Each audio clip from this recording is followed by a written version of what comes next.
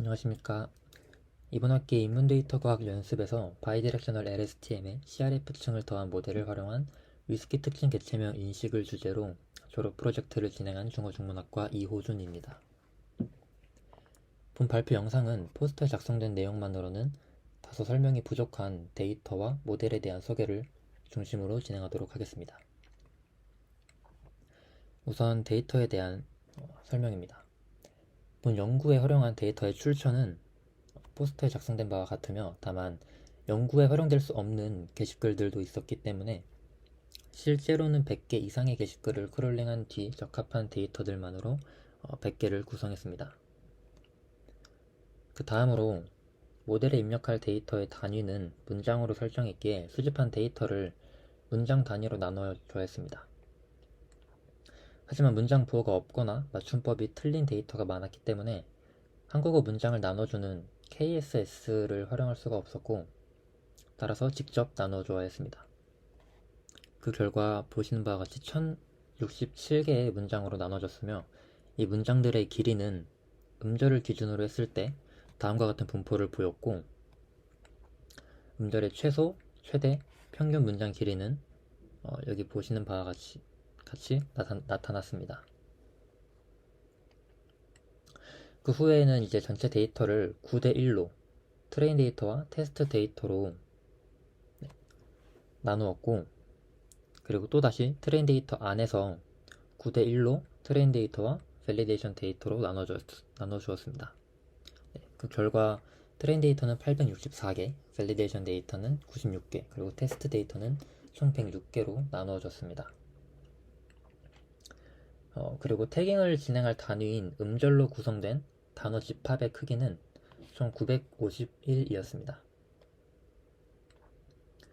다음으로 태깅에 대해서 설명을 드리겠는데요. 정답 라벨을 만들기 위해서는 BIO 태그 방식이라는 것을 활용을 했습니다. 여기서 B는 개체명의 시작을, 그리고 I는 어떤 개체명의 중간에 있다는 것을, 그리고 O는 어떠한 개체명에도 해당하지 않는다는 것을 의미합니다. 태그 목록은 보시는 바와 같으며, 이러한 태그 목록을 선정한 이유는 이것들이 다양한 위스키들을 구별해주는 중요한 요인이기 때문이었습니다. 그리고 이를 통해서 개체명 태깅은 도카노라는 오픈소스 툴을 활용하였고, 결과적으로는 아래 보시는 바와 같은 텍스트와 라벨을 얻을 수가 있었습니다. 태그별 개수 분포를 확인해보면 태그 5가 압도적으로 많다는 것을 확인할 수가 있는데요.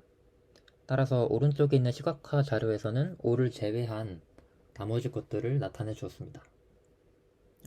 눈에 띄는 특징으로는 여기 보이는 도수에 관련된 태그가 다른 것들보다 현저하게 적다는 것을 알 수 있습니다. 그 다음으로는 모델에 대한 설명입니다. 우선 바이디렉셔널 LSTM에 CRF층을 더한 모델이 얼마나 효과적인지를 확인하기 위해서 바이디렉셔널 LSTM만을 사용했을 때를 베이스라인으로 삼아서 연구를 진행을 했습니다.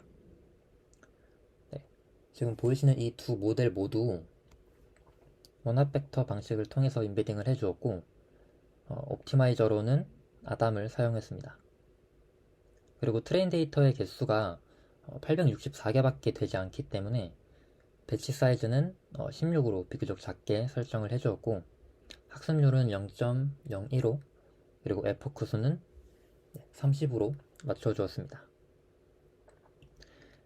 이제 결과를 보시면 그래프를 통해 이제 알 수 있는데, 두 모델 모두 과적한 문제가 어느 정도는 발생했다고 볼 수 있습니다.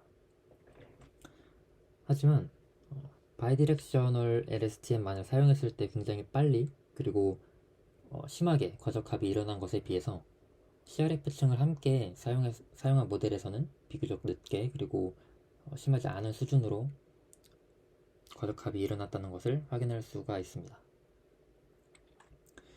추가로 이제 로스 그래프를 보실 때, 여기 있는 로스 그래프와 여기 있는 로스 그래프를 보실 때 주의하셔야 할 점이 하나 있는데요.